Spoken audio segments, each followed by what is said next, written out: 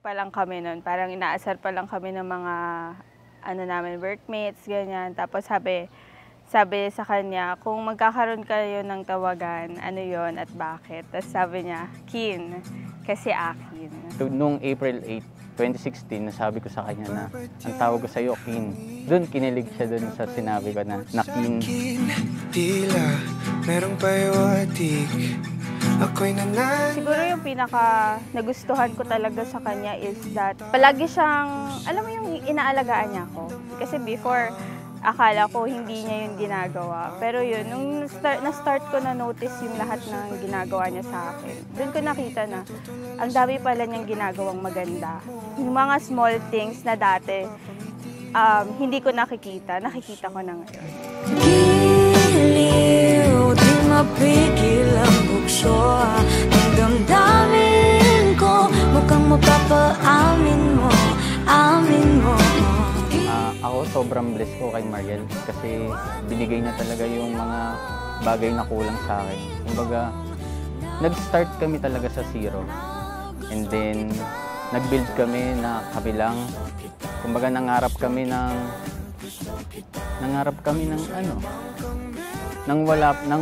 talagang out of the blue pa.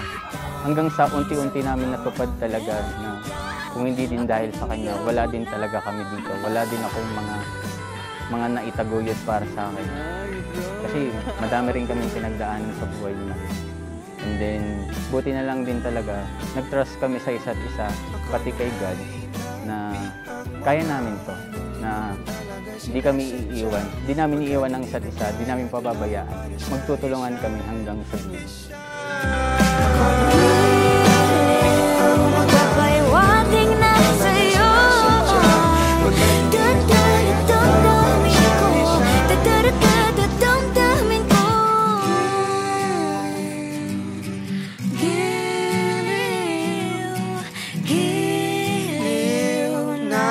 Pagtanto na gusto kita.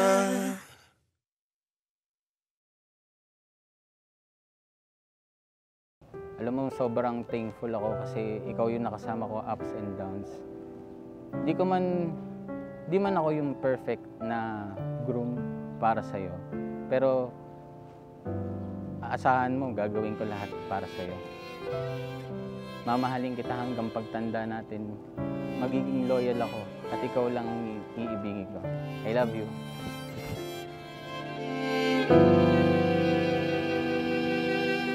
Sa lahat ng pinagdaanan ko sa buhay, parang lagi ko tinatanong si God, deserve ko ba to? Deserve ko ba yung taong to?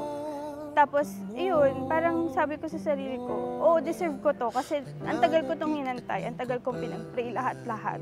Sa aking bawat paghinga, nakatitig lamang sa...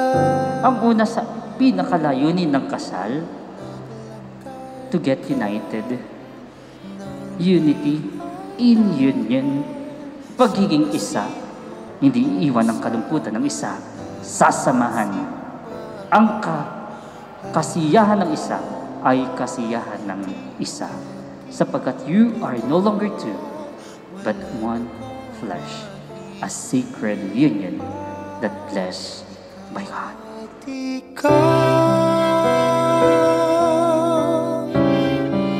Ikaw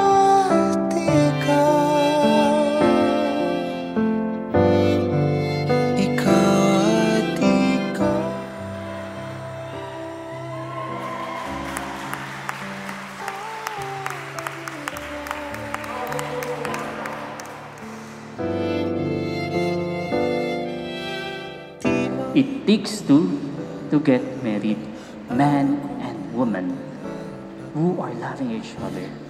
But it takes three to get your marriage everlasting. You want your marriage everlasting?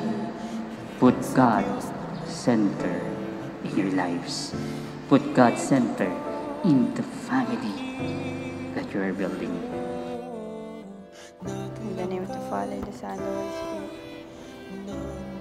Lord God, ito na po yung pinakaantay namin araw. Sana po kayo yung mauna. Gabayan niyo po kami. I-guide niyo po kami sa araw-araw. This is it, Lord. Ito yung pinakakaantay naming araw. Lord, alam ko po na hindi madali po yung pinagdaanan namin, pero maraming salamat po dahil andito po kami ngayon sa inyo. And haharap po kami sa inyo mamaya-maya lang po konti. Maraming salamat po sa inyo.